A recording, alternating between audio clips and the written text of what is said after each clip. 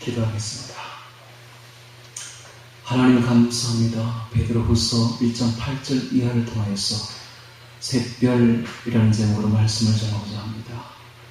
주님, 이 시간 이곳에 성령으로 천사들과 함께 강림하셔서 이 말씀을 전하는 자나 듣는 자가 주의 성령으로 알아듣게 하여 주옵시고, 주의 말씀으로 바로 알아들어서 지옥이 아니라 천국에 가는 저희들 되게 하옵소서. 예수님 이름으로 기도합니다. 아멘.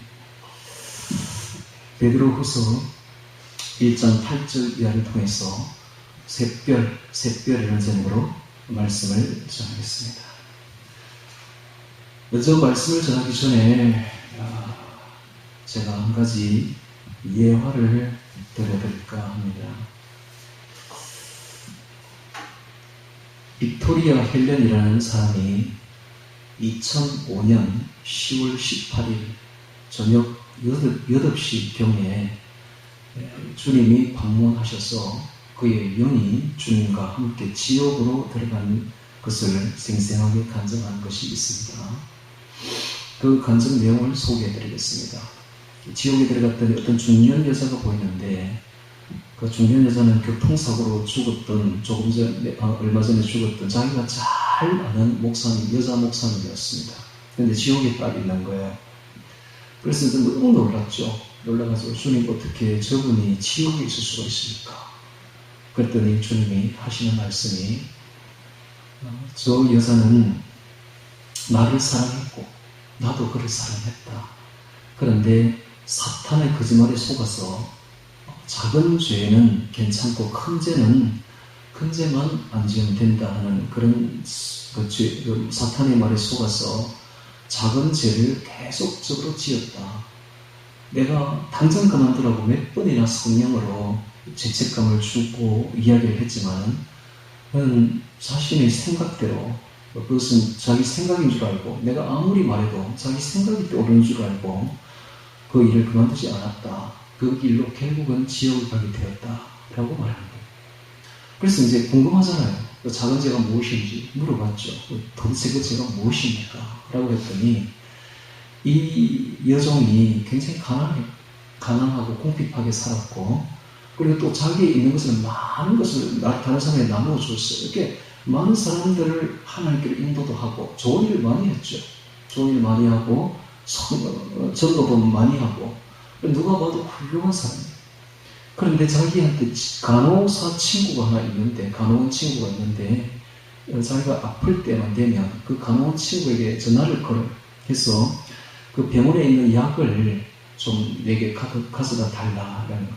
그러니까 이제 그 시간을 이제 그 사람이 없는 시간대를 정해가지고 가져다 달라 이렇게 했대요.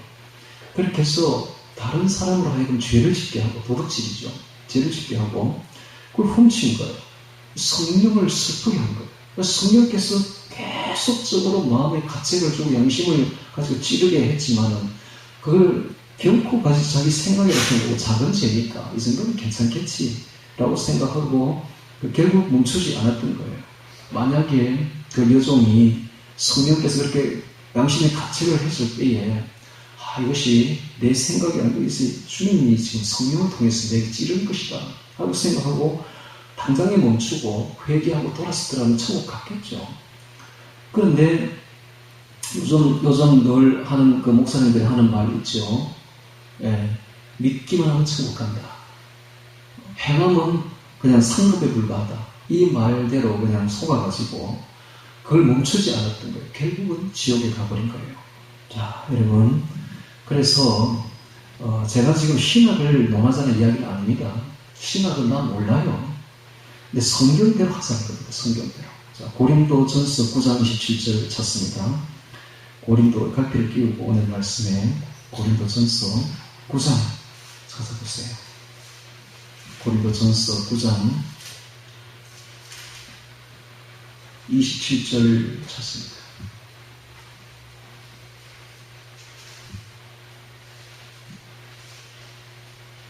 찾으면 제가 읽겠습니다.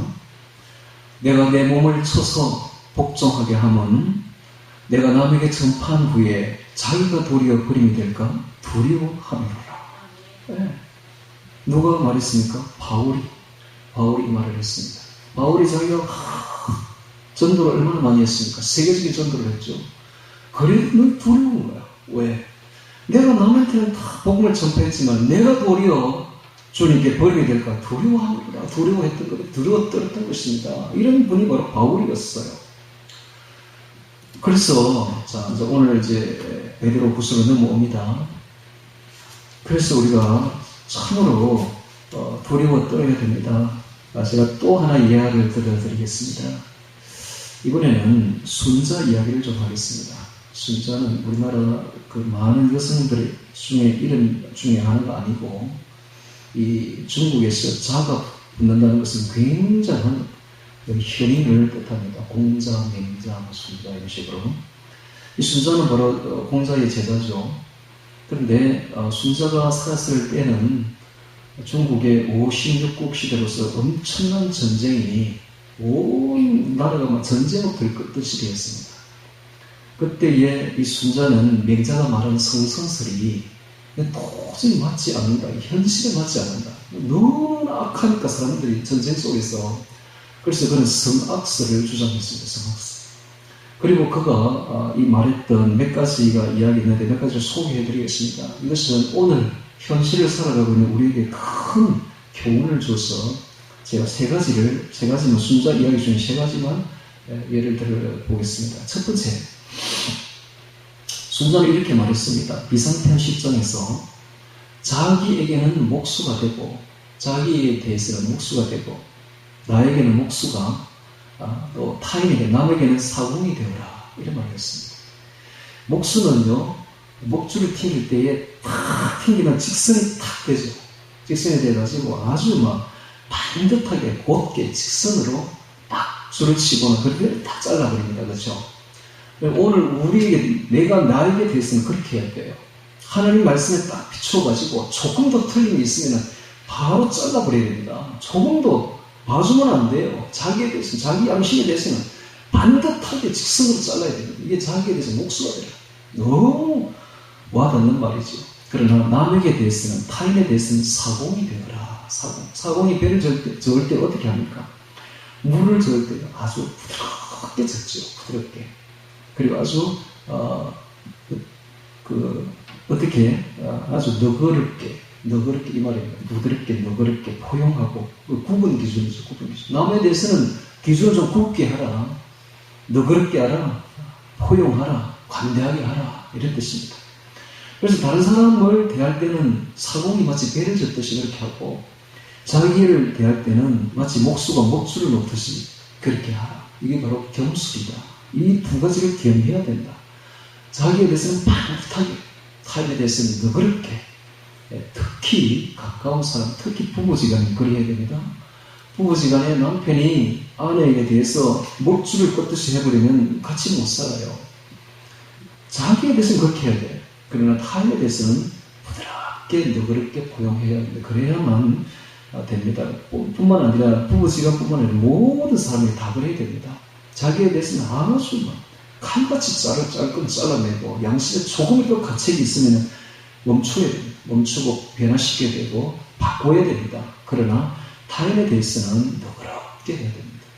이게 첫 번째입니다. 순자가 우리에게 말하는 거 배울만 하죠. 아주 배울만 합니다. 그래서 성경만 딱 볼 것이 아니라 이런 현자들의 말도 들을 건 들어야 됩니다. 그래야 폭이 넓어진다. 두 번째, 배우는 일을 멈추지 않는다. 권학편 1장에서 배우는 일을 멈추지 말라고 했습니다. 그래서 그가 말하기를 푸른 물감은 쪽풀에서 취하지만 쪽풀보다 더 푸르다. 여기서 청출어람이 나옵니다. 제자가 스승보다 뛰어나다 하는 뜻에서 청출어람이 여기서 나오죠. 또 얼음은 물로 만들지만 물보다 더 차갑다라고 말했습니다. 즉 부지런히 익히고 배우는 과정이 없으면 청출어람은 절대로 나오지 않습니다. 여러분 제자가 아무리 뛰어나도요 스승 나이쯤 되면은 그 스승이 얼마나 뛰어난 사람이었던가 그제서야 깨닫는다 그래요. 자식들이 젊었을 때는 내가 부모보다 훨씬 낫다고 생각하지만은 그가 진짜 부모 나이쯤 때 보면 자신의 부모야말로 얼마나 위대하고 뛰어난 사람인가 그제서야 깨닫는다 그래요. 그러니까는 배우지 않으면 퇴보합니다. 그래서 항상 배우라는 거예요. 뛰어난 제자, 뛰어난 스승보다 뛰어난 제자가 되려면 항상 배우고 배우는 일을 멈추지 말아야 된다. 그렇습니다. 참 들을만하죠. 배우는 것을 멈추는 순간 이미 늙어집니다. 늙었습니다. 그러나 배우는 것을 멈추지 않은 사람은 영원히 젊음을 가지고 영원한 젊음을 가지고 있습니다. 오늘 우리가 영원한 젊음은 배우는 것을 멈추지 않는 거예요. 천국에서 주님께서 부르신 그날까지, 천국 가는 그날까지 불같이 살아야 됩니다. 성도는 불같이 배우고 익히고 배우는 일을 멈추지 말아야 됩니다. 이 세 번째 순자는 또 말하기를 나만의 보폭으로 걸어라. 나만의 보폭으로. 철론 7장에서 그런 말을 했는데 나만의 보폭으로 걸어라. 군자는 자기에게 있는 것에 집중하고 힘쓰고 저 높이 하늘에 달린 것은 허무하지 않기에 날로 발전한다. 자기가 할 수 없는 것은 허무하지 않는다는 거예요. 자기 있는 것에 집중하고 그것에 힘을 쓴다는 거예요. 이게 그런데 뒤처지는 사람은 소인은 항상 자기에게 있는 것은 버리는 거예요. 저 멀리 닿을 수 없는 하늘에 있는 것에 항상 허무하고 있기에 날로 퇴보한다는 거예요. 여러분 이거 아주 깊이 생각해야 될 문제입니다. 동창회 같은 데 가보면은 이미 큰 성취를 한 사람이 있고 또 자식이 아주 잘된 친구가 있으니까 그냥 크게 부러워가지고 그냥 그러면 안 됩니다. 오로지 내게 있는 것에 집중해야 돼요. 내게 있는 것에 집중하고 내게 있는 것에 만족하고 거기에 집중하고 힘을 쓰면은 발전이 있는 겁니다. 나만의 보폭으로 걸어라. 다른 사람 보지 말고 나만의 보폭으로 나에게 있는 것을 하루하루 만족하면서 살아가라. 참 들을만하죠. 오늘 왜 제가 이 이야기를 하고 있느냐 하면 이 이야기들이 오늘 말씀과 그대로 부합되기 때문에 이 두 이야기를 먼저 했습니다. 자, 왜 이런 말을 하느냐 하면 지난주에 우리가 배웠던 베드로후서 1장 4절에 보시면 신의 성품이 나오고 있습니다. 신의 성품. 자, 정욕을 인하여 세상에서 썩어질 것을 피하여 신의 성품에 참여한 자가 되게 하려 하셨으니 그러므로 너희가 더욱 힘써 너희 믿음의 덕의 지식의 절제를 인내를 인내의 경건을 경건의 형제 우애의 사랑을 공급하라. 이런 말을 했죠. 이것을 힘써야 된다는 거예요. 이 말씀에 비추어서 부족한 면이 있으면 칼같이 자기를 잘라내서 자기를 바꾸고 고쳐야 됩니다. 자, 이제 8절부터 성경 말씀을 보도록 하겠습니다. 8절. 이런 것이 너에게 있어 흡족한 적 너희로 우리 주 예수 그리스도를 알기에 게으르지 않고 열매 없는 자가 되지 않게 하려니와. 자, 이런 것은 뭡니까? 그 앞에 있는 7가지 신의 성품이죠. 이런 7가지 신의 성품이 우리에게 있다면 흡족하다라고 말하면서 우리로 하여금 너희로 우리 주 예수 그리스도의 알기에 게으르지 않고 라는 말이 나오고 있습니다. 게으르지 않고. 게으르다. 이것의 원어가 아르고스인데 이것은 아카르포스라는 헬라어에서 유래됐는데 이 아카르포스의 뜻이 행함이 없다라는 뜻이 행함이 없다. 그러니까 게으르다는 것은 행함이 없는 믿음을 말합니다. 즉 변화가 없는 거예요. 믿음 생활에. 예나 지금이나 똑같아. 믿음 생활에 뭔가 매일매일 변화가 있어야 되고 뭔가 달라지는 게 있어야 되는데 열매를 전혀 맺지를 못하는 생활, 변화가 없는 생활, 이걸 바로 게으르다라고 표현합니다. 게으르다. 마귀가 회의를 했대요. 마귀 대장이 말하기를 자, 인간을 어떻게 하면 타락시킬 수가 있겠는가, 어떻게 하면 지옥으로 다 데리고 갈 수 있겠는가 생각해보라. 그러니까 어떤 마귀 졸개가 이제 제안을 하기를 그 믿는 사람들을 전부 다 죽여버리면 됩니다. 이렇게 말하는 거예요. 그러니까 마귀 대장이 역전을 확 내면서 그렇게 해봤잖아. 초대교회 때 다 죽여봤지. 그랬더니 더 불같이 일어나는데 신앙이. 그렇습니다. 그러니까 또 두 번째 마귀가 말하기를 그러면 다 감옥에 집어넣어버립시다. 그러니까 또 마귀 대장이 말하는 거예요. 감옥에 많이 집어넣어 봤지. 그러니까 더 불같이 일어나는 걸 이렇게 말합니다. 이제 세 번째 마귀가 제게 좋은 생각이 있습니다 하면서 그들에게, 그 신앙인들에게 그냥 성경도 읽게 하고 기도도 하게 하고 찬송도 부르게 하고 마음대로 신앙생활하고 마음대로 예배도 드리게 합시다. 다만 오늘 할 것을 내일로 미루게 합시다. 오늘은 불편하니까 내일 하자. 이렇게 마음을 집어넣읍시다. 그러니까 마귀 대장이 아주 탐복을 합니다. 진짜 좋은 생각이다. 그렇게 해서 그들은 인간에게 그렇게 겨름을 부르는 거예요. 오늘 할 것을 자꾸 내일 미루는 거예요. 오늘은 불편하니까 오늘은 쉬고 내일 하자. 내일부터 하자. 내일부터 하자. 이랬더니 아무런 발전이 없는 거예요. 신앙생활. 아무런 변화도 없고 아무런 열매도 맺지 않는 거예요. 이렇게 되니까 다 이제 행함이 없는 믿음. 바로 여기 게으르다. 행함이 없는 믿음. 이게 바로 마귀의 작전입니다. 우리를 지옥으로 끌고 가는 마귀의 작전입니다. 야고보서 2장 17절에 이와 같이 행함이 없는 믿음은 그 자체가 죽은 것입니다. 죽은 믿음이 되어버립니다. 행함이 없는, 열매가 맺히지 않는 믿음은, 즉 변화되지 않는 믿음은 죽은 믿음입니다. 야고보서 2장 26절 영혼 없는 몸이 죽은 것 같이 행함이 없는 믿음은 죽은 것입니다. 영혼 없는 몸이 죽은 것처럼, 시체가 죽은 것처럼 행함이 없는, 즉 변화가 없는, 어제나 오늘이나 똑같은 믿음, 전혀 죄 짓는 데 대해서 가책을 받지 않냐고 여전히 죄를 짓고 있고 여전히 거기서 떠나지 못하고 변화되지 않는 믿음은 그는 죽은 믿음입니다. 게으른 믿음, 즉 행함이 없는 믿음을 가지면 안 됩니다. 자, 다시 8절로 들어옵니다. 이런 것이 너에게 있어 헛족한즉 너희로 우리 주 예수 그리스도를 알기에 게으르지 않고, 게으르지 이제 무슨 뜻인지 알겠습니까? 변함이 없는, 행함이 없는 이런 뜻입니다.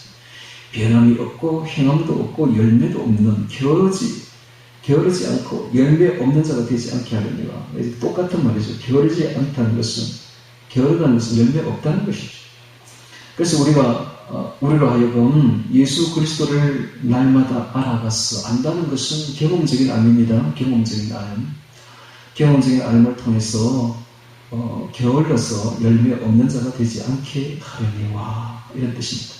자, 9절에 이런 것이 없는 자는 소경이라. 이런 것이 없다는 것은 무엇입니까? 바로 7가지의 신의 성품의 계속적인 이야기입니다. 그래서 이런 것은 바로 변화된 삶에서 나오는 7가지의 신의 성품의 열매를 말합니다. 즉 믿음의 덕의 지식의 절제, 인내의 경건의 현재 우애의 사랑을.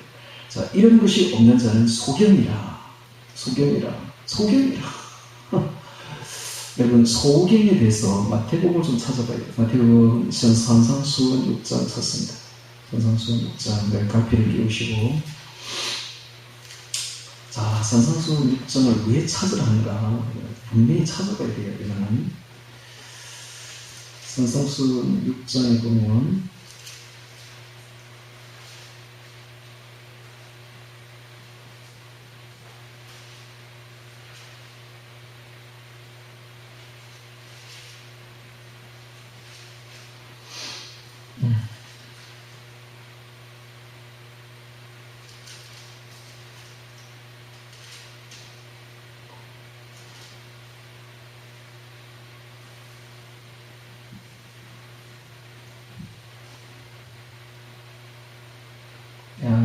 입장에 거기 보면,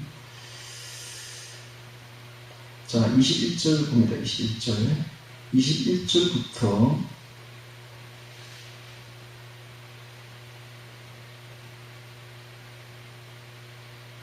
자, 19절 봅니다. 19절부터 21절까지는 그 보물에 대한 이야기를 하고 있죠. 그렇죠? 보물. 그 다음에 22절에 보면 눈에 대한 이야기를 하고 있습니다. 눈. 그쵸? 네. 그 다음에 24절에 보니까 또 재물 이야기를 하고 있어요. 그러니까 그 앞에도 재물 이야기를 하고 있고 보물 이야기를 하고 있고 갑자기 가운데에 22절에 눈 이야기를 하고 있습니다. 그리고 또 그 뒤에도 재물 이야기를 하고 있습니다. 결국 재물과 재물 사이에 눈 이야기를 하고 있다는 것은 무엇을 뜻합니까? 이 눈이 바로 영적인 눈이야. 영안이 밝으면 재물신보다 예수님을 섬기게 되고, 영안이 어두우면 예수님보다 제 만몬신, 재물신을 섬길 수밖에 없다는 이야기를 지금 하고 있는 거예요. 그래서 눈이 나쁘면, 이런 말을 하고 있는 거예요. 영안이 나쁘면, 이런 뜻입니다. 이게 바로 소경이야, 소경. 그래서 어떤 사람이 소경인가? 이 영안이 어두운 사람, 즉 재물신을 섬기는 사람이 바로 소경입니다. 자, 다시 성경 넘어옵니다. 베드로후서 1장 9절 봅니다. 자, 이런 것이 없는 자는, 저 7가지의 신의 성품이 없는 자는 소경이라. 영안이 어둡다. 원시치 못하고, 원시치 못하는 것은 멀리 보지 못하는 거예요. 멀리 본다는 건 뭡니까? 천국을 본다는 거예요. 천국을 항상, 천국의 약속을 바라봐야 돼요, 우리는. 근데 원시치 못하고 항상 근시적인 태도, 즉 세상만 쳐다보는 거예요. 세상. 바로 내 앞에 놓인 이 세상 물질만 쳐다보는 거예요. 이게 바로 원시치 못하는 것이죠. 소경이라. 왜 소경인가? 천국을 바라보지 못하니까. 천국에 대한 영안이 열려있지 않으니까 소경이라. 원시치 못하고 그의 옛 죄를 깨끗게 하심을 잊었느니라. 그의 옛 죄를 예수님께서 깨끗게 해주심을 잊어버린 거예요. 예수님으로부터 죄상을 받은 그 은혜를, 그 엄청난 감격을 다 잊어버리고 다시 세상으로 돌아가서 세상 재물만 바라보고 있으니까 소경이라. 이렇게 뜻입니다. 10절에 봅니다. 그러므로 형제들아 더욱 힘써 너희 부르심과 택하심을 굳게 하라. 너희가 이것을 행한 적 언제든지 실족치 아니하리라. 그러므로 형제들아 너희가 더욱 힘써 너희 부르심과 택하심을 굳게 하라. 우리의 부르심이 무엇입니까? 자, 베드로전서를 찾습니다. 베드로전서 앞장을 넘겨서 2장 찾습니다. 2장 9절을 봅니다. 2장 9절. 우리를 부르신 것이 무엇인지 보겠습니다.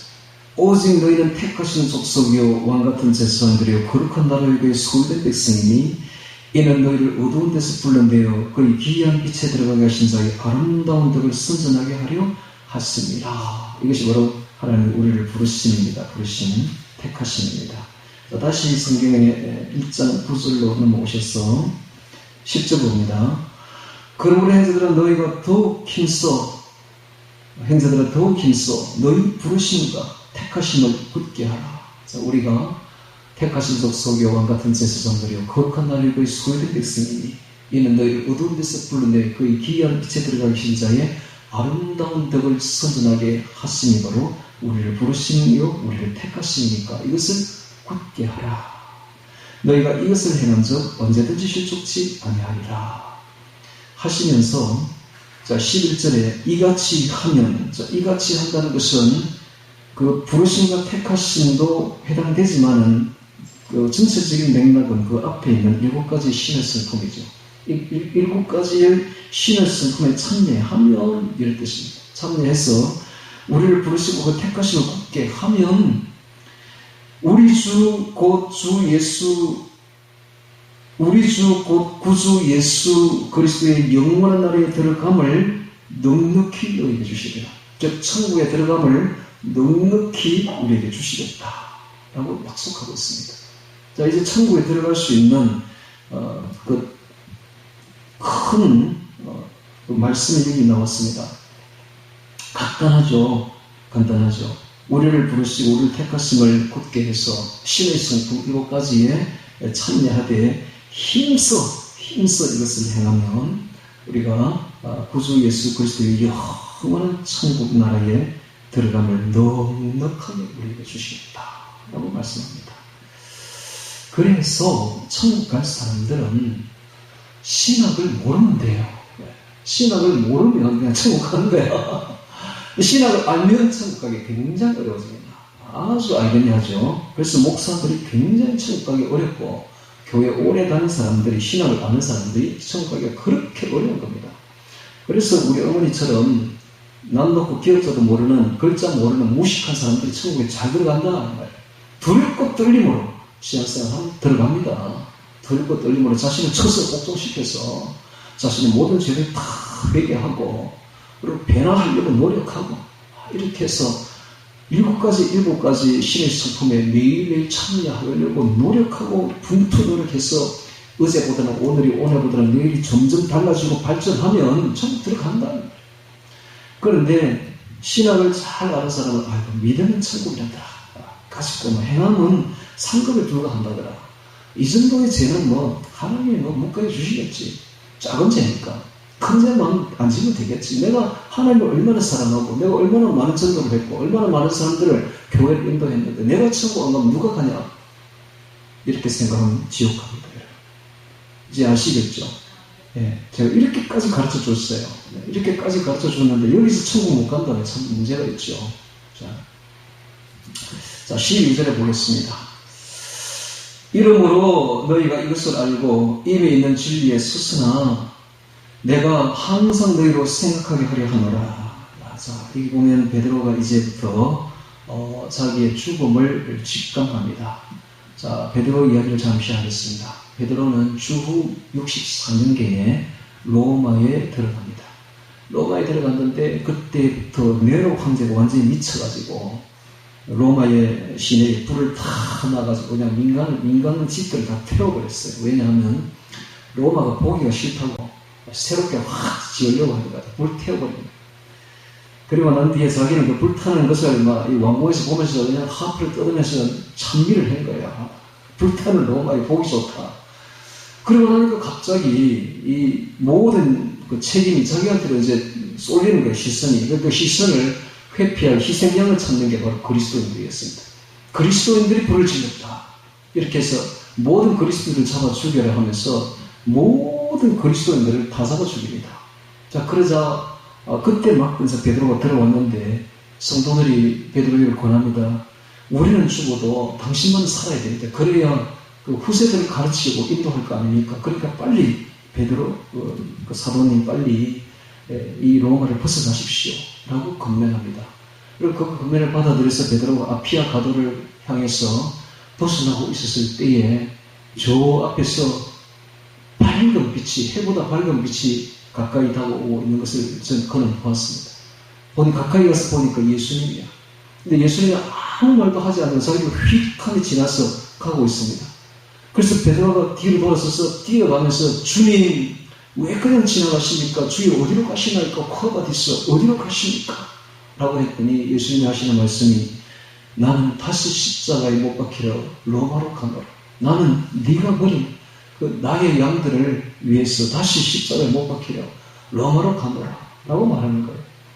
그 말을 들은 베드로가 그냥 그때부터 마음을 다잡고 로마로 돌아갑니다. 돌아가서 이 이야기를 한 거예요. 베드로전서 9서를 쓴 겁니다. 쓰고 4년 동안, 그러니까 AD 68년 자기가 죽을 때까지 권면을 합니다. 그리고 그는 자신이 곧 임박한 임종이 있을 것을, 종말이 있을 것을, 자신이 죽는다는 것을 다 알고 있었어요. 예수님이 다 이야기해 줬고 자신이 죽는다는 걸 너무나 잘 알고 있는 거예요. 그래서 지금 이 이야기를 하고 있습니다. 12절에 봅니다. 이러므로 너희가 이것을 알고 이미 있는 진리에 섰으나 내가 항상 너희를 생각하게 하려 하노라. 내가 이 장막에 있을 동안에, 이 장막은 육체를 말합니다. 이 육체에 있을 동안에 너희를 일깨워 생각하게 함에 옳은 줄로 여기노니. 자, 베드로가 이제 얼마 자신의 생명이 이 땅에서의 생명이 얼마 있지 않음을 느끼고 도대체 내가 지금 살아있는 얼마 살아있지는 못하지만 이 동안에 내가 해야 될 일이 무엇인가? 내가 해야 될 가장 중요한 일이 무엇이며 내가 해야 될 말이 어떤 말이 가장 중요한가를 생각해 보았습니다. 했더니 딱 이 말을 하는 거예요. 생각나게 함이, 생각하게 함이, 이런 말을 계속 반복하고 있습니다. 이게 뭘 뜻합니까? 자, 제가 다시 또 오늘 예화가 좀 많은데 예화를 하나 드려드리겠습니다. 2차 대전 후에 여러분도 아시다시피 소련이라는 소비에트 연방이라는 나라가 공산주의를 아주 팽창해 나가고 있을 때에 서브로페 거기 많은 나라, 폴란드, 헝가리, 많은 나라들이 전부 공산주의, 소련에 의해서 다 공산주의가 되어버렸죠. 자, 공산주의 특징이 무엇입니까? 공산주의 딱 되면은 제일 먼저 기독교인들한테 잡습니다. 잡아가지고 감옥에 집어넣어버리죠. 죽이거나. 그래서 다 기독교인들이 전부 다 기독교 지도자들이 다 감옥에 들어갔어요. 그리고 수십 년을 감옥에 있습니다. 그리고 감옥에서 나왔을 때에 그들은 신앙을 다 잃어버린 거야. 다 잃어버렸어. 감옥에서 성경도 볼 수 없죠. 찬송도 부를 수 없죠. 기도도 할 수 없지. 그러니까는 다 신앙을 다 잃은 상태로 나왔는데 특이하게 신앙이 아주 투철한 몇 사람이 보이는데 그 사람들의 특징이 무엇인가? 그 감옥에 있을 때 항상 성경을 읽었고 성경을 암송했고 성경을 묵상했던 겁니다. 그런 신앙이 이루어지지 않아요. 이게 딱 드러나는 거예요. 여러분, 지금 이 마지막 시대에 신앙을 유지할 수 있는 유일한 방법은 성경입니다. 성경을 읽고 성경을 암송하고 성경을 묵상하십시오. 그러면 신앙은 절대로 이루어지지 않습니다. 할렐루야. 이 방법밖에 없는 거예요. 그러면 거기 있는 다른 목사들이 그러면 기도 안 하겠어요? 왜 기도 안 해서 기도했지? 그런데 여러분, 신령한 것만 추구하다가는 금방 시들해집니다. 기도도 그것도 하루 이틀이지 성경 보지 않고 기도해보세요. 금방 시들해져요. 나중에 아무것도 없어져 버려요. 그걸 알아야 됩니다. 그래서 뭐 뱅고치는 은사다, 무슨 은사다, 은사 추구하고 그 기도만 추구하고 신령한 것 추구하다가는요, 좀 있으면 신앙 아무것도 없어요. 어찌하든지 성경에 그냥 가까이 가서 그 성경 성경을 읽고 또 암송하고 말씀을 묵상하고 성경 속에서 예수님을 찾아야 돼요. 할렐루야. 그게 바로 샛별인데, 샛별. 성경 말씀 속에서 올라오는 게 있어요. 바로 예수님입니다. 예수님 음성이 들린다고. 그게 바로 샛별이 너희 마음에 떠오르기까지 생각나게 한다. 이런 말을 베드로가 왜 하겠습니까? 자기가 가만히 생각해 보니까 오직 성경 말씀밖에 없는 거예요. 이것을 주입을 시켜야, 이것을 이야기해야 신앙이 변하지 않냐고 후대로 이어진다. 여러분, 오늘 우리나라도 마찬가지입니다. 지금 우리나라 가장 큰 문제가 이 자라나는 세대들이 신앙이 없다는 거예요. 젊은이들이. 교회 학교가 없어진다는 거예요. 뿐만 아니라 자녀들에게 신앙이 없다는 거예요. 목사 아들이 신앙이 없어. 장로 아들이 신앙이 없어. 집사 아들이 신앙이 전혀 없어요. 왜 이런 일이 벌어집니까? 이유는 딱 하나. 말씀 암송이 없었던 겁니다. 말씀을 애들이 암송을 하고, 말씀을 사랑하고, 말씀을 가까이 하고, 그래서 이 말씀이 늘 손에 들려 있어야 돼. 잘 때도 내 옆에 암송하려면 말씀이 있어야 되잖아요. 잘 때도 내 옆에 암송할 수 있는 작은 성경책이 있어야 돼요. 일어나면 그냥 잡을 수 있는데 그냥 암송할 수 있는 성경책이 있어야 이 신앙이 유지가 됩니다. 그런데 이 중요한 것을 안 가르쳤던 거예요. 안 가르쳤더니 지금 우리나라의 신앙이 지금 다 없어서 유럽화 되어버린 겁니다, 지금. 그럼 지금이라도 그럼 이 신앙을 이렇게 부릴 듯이 일으킬 수 있는 방법은 무엇인가? 여러분, 신령한 게 아닙니다. 기도를 빡세게 하자 아닙니다, 여러분. 하늘의 신령한 은사를 받자 아닙니다, 여러분. 딱 하나 있는데 바로 말씀으로 돌아가서 말씀을 암송하면 됩니다. 할렐루야. 그 방법밖에 없는 거예요. 그러면 신앙이 살아납니다. 왜냐하면 말씀이 곧 예수님이니까. 말씀이 육신이 된 분이 바로 예수님이니까 말씀을 암송해 먹어버리면 속에 예수님이 들어오게 되고 그 말씀대로 살게 돼 있고 자신을 쳐서 복종시켜서 말씀대로 걸어가며 말씀이 곧 진리의 영이니까 진리의 영이 성령이니까 말씀을 먹어버리면 성령으로 충만해지는 것입니다. 말씀 안에 들어오면 저절로 변화가 되고 말씀이 안에 들어오면 성령으로 충만해지는 것입니다. 그럼 기도하지 마라 해도 저절로 기도가 되는 거예요. 그래서 신앙은 오른발 왼발로 걷듯이 이 사람이 신앙은 한 발은 말씀, 오른발은 말씀, 왼발은 기도입니다. 말씀과 기도가 번갈아 교대하면서 신앙의 길을 걸어가야 되는 것이죠. 말씀은 한다고 되는 건 아니죠. 말씀을 암송하면서 깨달아지는 걸 가지고 기도해야 됩니다. 기도. 그러면 성령으로 충만해지는 것입니다. 그래서 성령 충만, 말씀 충만이 되어야 신앙이 유지가 됩니다. 이 이야기를 지금 베드로는 하고 싶은 거예요. 그래서 이 말을 쓰고 있는 겁니다. 12절에 봅니다. 그러므로 너희가 이것을 알고 이미 있는 진리에 섰으나 내가 항상 너희를 생각하게 하려 하노라. 진리를 생각하게 하려 하노라. 13절에 내가 이 장막 내 육체에 있는 동안에 너희를 일깨워 생각하게. 뭘 일깨워? 말씀을. 너희를 일깨워 말씀을 생각하게 함이 옳은 줄로 여기노니 이는 우리 주 예수 그리스도께서 내게 지시하신 것 같이 나도 이 장막을 벗어날 것이 임박한 줄을 알미라. 예수님이 내게 지시한 것처럼 나도 내 생명이 얼마 남지 않았다는 것을 내가 알고 있다. 15절에 그런데 내가 힘써 너희로 하여금 나의 떠난 후에도 필요한 때는 이런 것을 생각나게 하려 합니다. 즉 말씀이 생각나게 하려 합니다. 이 말입니다. 말씀이 여러분 말씀을 생각하는 것이 제일 중요합니다. 이것이 바로 신앙생활입니다. 그래서 히브리서 3장에서는 예수님께서 저기 말씀하시기를 예수를 깊이 생각하라고 말하고 있지 않습니까? 생각이 모든 게 근원입니다. 생각을 예수님을 생각하게 하면 세속에서 벗어날 수가 있습니다. 자, 그런데 오늘날 이 마귀가 고통이 아니에요. 마귀가 이제 알았던 거예요. 아, 이 그리스도인들을 타락시키는 방법은 이것밖에 없다. 생각을 세속으로 확 그냥 막 집어넣어버리면 그냥 끝난다, 신앙은. 이걸 알았던 거예요. 그래서 그들이 발명한 것이 TV입니다.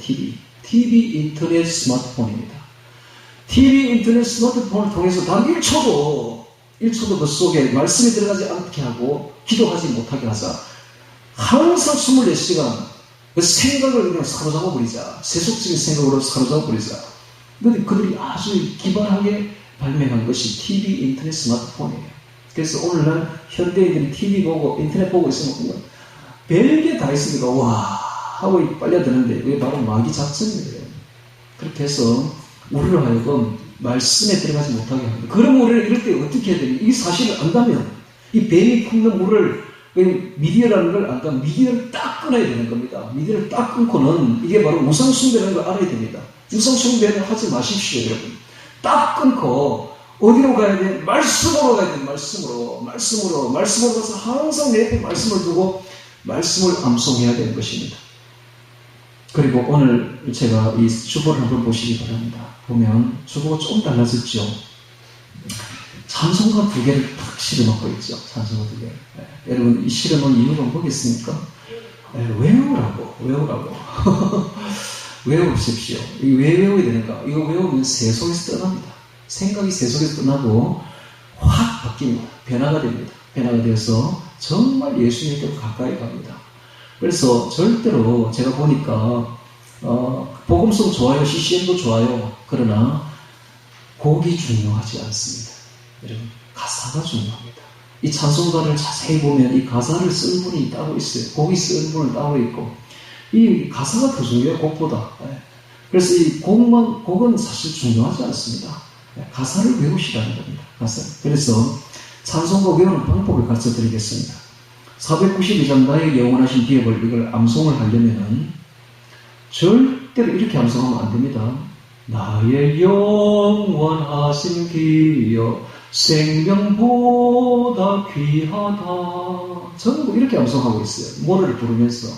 그리 해가지고는 암송이 잘 안 됩니다. 곡에다 치중하다 보면 암송이 안 돼요. 그래서 이렇게 암송하십시오.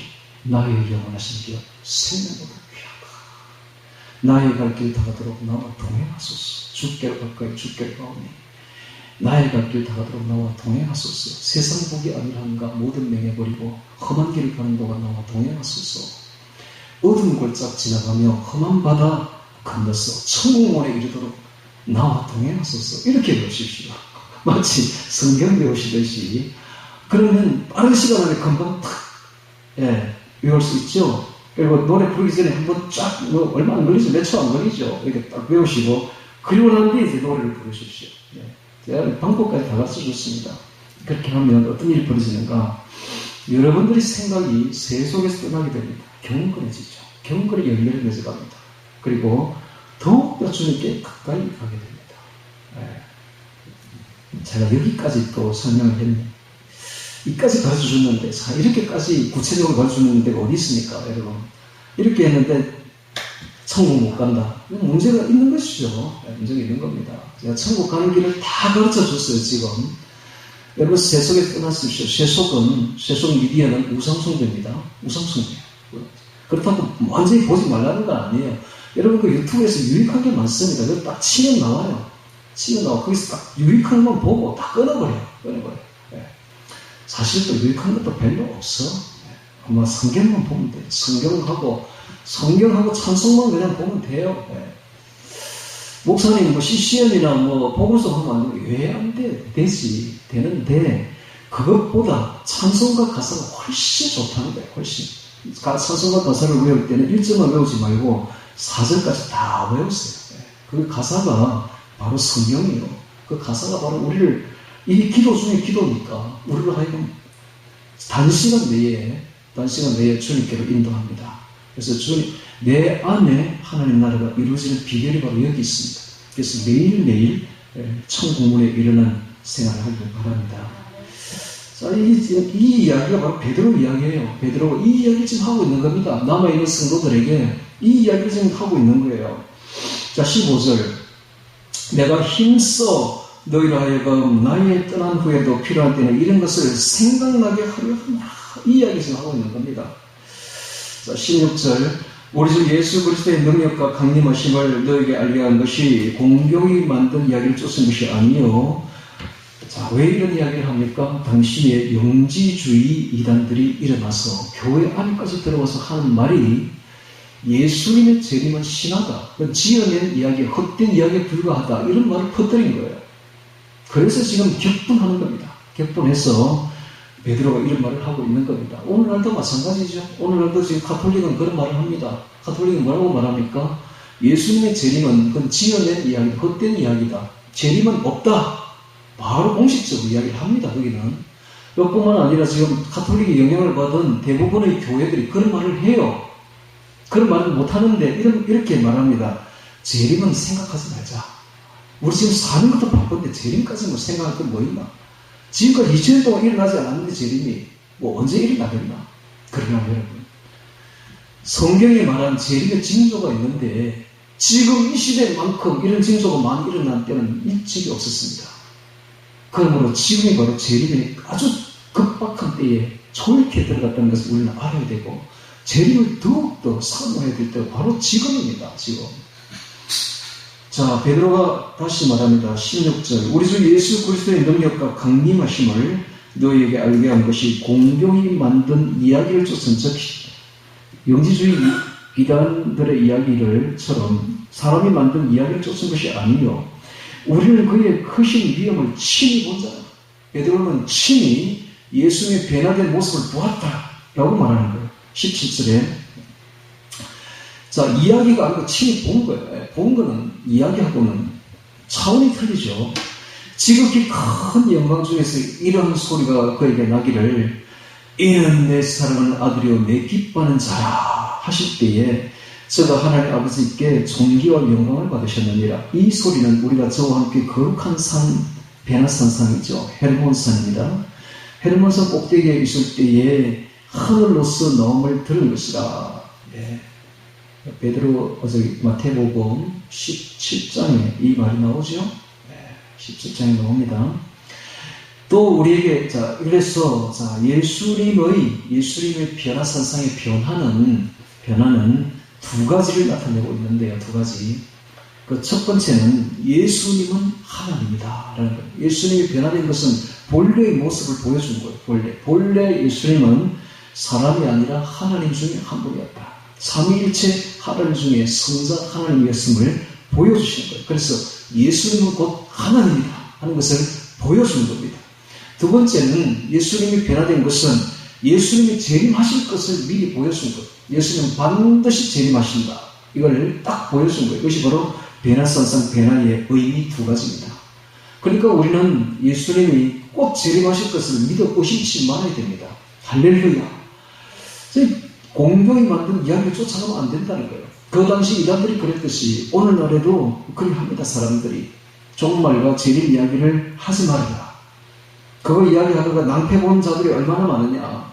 그러니까 낭패보지 않으려면 재림 이야기 하지 말고 종말 이야기 하지 마라. 오늘날의 통속적인, 묵시적인 지금 분위기 아닙니까, 여러분?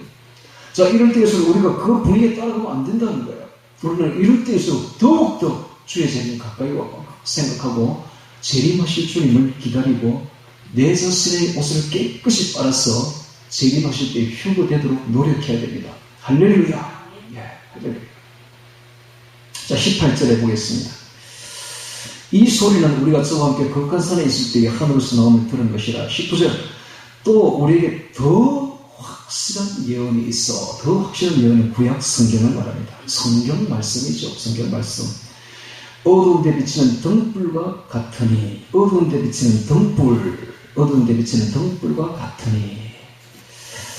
어두운 데 비치는 등불과 같으니. 자, 말씀이 등불이라고 표현하고 있습니다. 네, 맞습니다. 시편 119편 105절 주의 말씀은 내 발의 등이요 내 길의 빛입니다. 그렇습니다. 말씀이 곧 우리의 어두운 길을 비추는 빛입니다. 빛. 그 다음에 요한복음 1.4절에도 그 안에 생명이 있으니 이 생명은 사람들의 빛이라 그랬습니다. 빛. 예수님이 곧 빛이요 생명의 빛이요 성경 말씀이 예수님의 말씀이 곧 우리 영혼의 생명의 빛이며 등불처럼 우리 영혼의 생명의 빛을 비추는 것이 바로 예수님의 말씀입니다. 자, 그래서 확실한 면이 있어 어두운 데 비치는 등불과 같으니 라고 말하고 있습니다. 19절에 날이 새어 샛별이 너희 마음에 떠오르기까지 너희가 이것을 주의하는 것이 감이라 그랬는데 샛별이 나오고 있습니다. 이 샛별은 바로 금성 비너스를 말하는데 금성 비너스는 특징이 새벽에만 잠깐 보여요. 새벽에 잠깐 보이는데 해가 떠오르면 햇빛 때문에 보이지 않습니다. 그래서 이 샛별을 그 새벽별이라고 하는데 새벽에만 보인다고 새벽별입니다. 그래서 가장 별 중에서 아름다운 별로 되어 있죠. 근데 이 새벽별을 바로 예수님은 내가 새벽별이다 라고 말하는 구절이 있습니다. 계시록 22장 16절에 보면 나 예수는 하면서 나는 다윗의 뿌리 여자손이니 곧 광명한 새벽별이라 라고 말했습니다. 나는 광명한 새벽별이라. 즉 밝은 날이 밝아오기 새날이 밝아오기 전에 새벽에 빛나는 별이 있는데 그분이 바로 예수님입니다. 예수님을 믿으면 새날이 밝아진다. 광명한 날들을 맞게 될 것이다. 이런 뜻이죠. 그래서 샛별이 바로 예수님입니다. 샛별이 너희 마음에 떠오르기까지 너희가 확실한 예언, 성경 말씀을 보라는 것입니다. 즉 암송하라는 것이죠.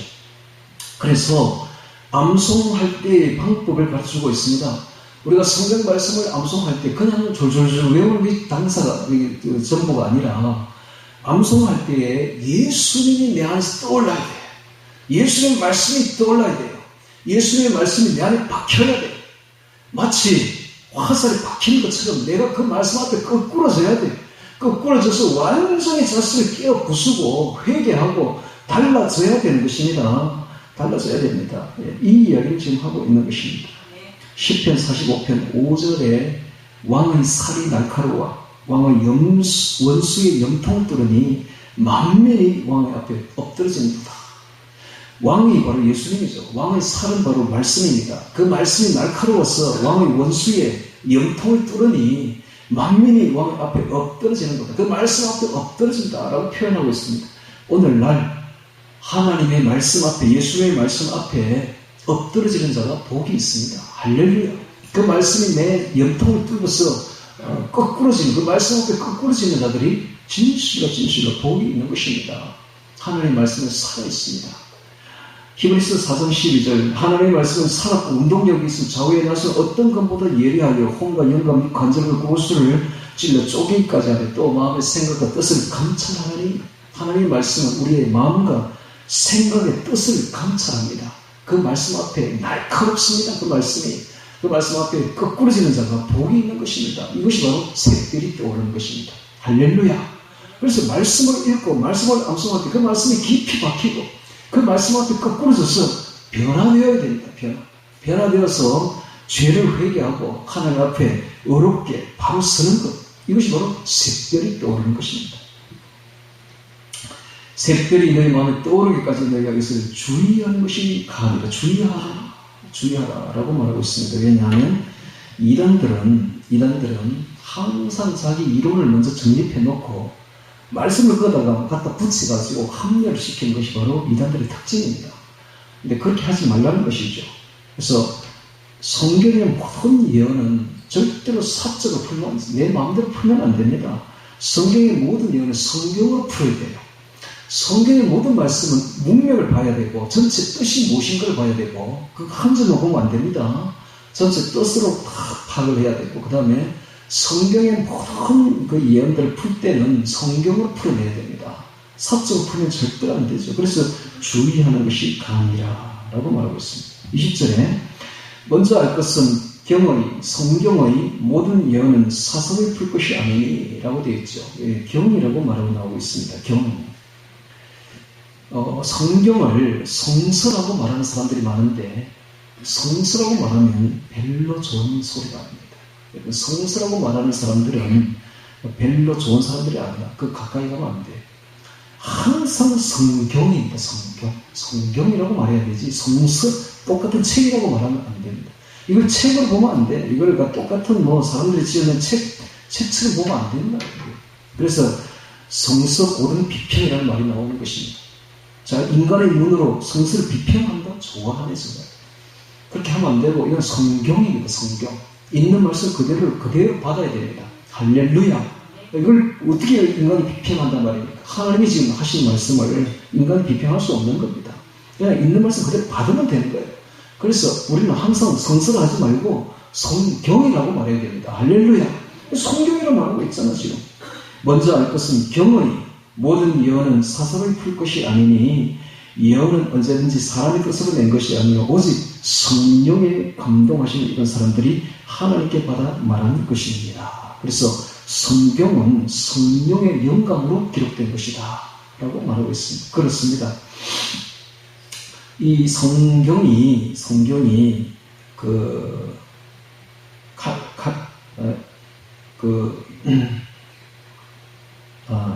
AD 313년 공회에서 콘스탄티누스가 이 성경을 제정을 했는데요. 여러 학자들을 성경 학자들을 불러 모아가지고 그때의 어떤 책을 성경으로 우리가 제정해야 되겠는가라고 의논을 했을 때에 거의 만장일치로 이 66권이 성경이 탁 된 거예요.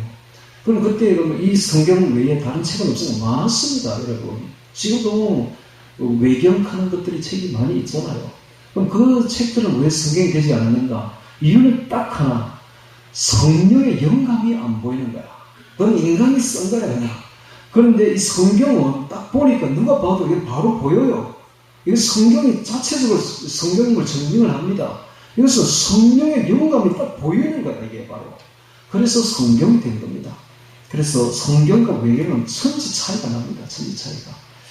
그래서 외경은 우리가 참고로 볼 필요는 있어요. 역사적인 반전을 얻기 위해서.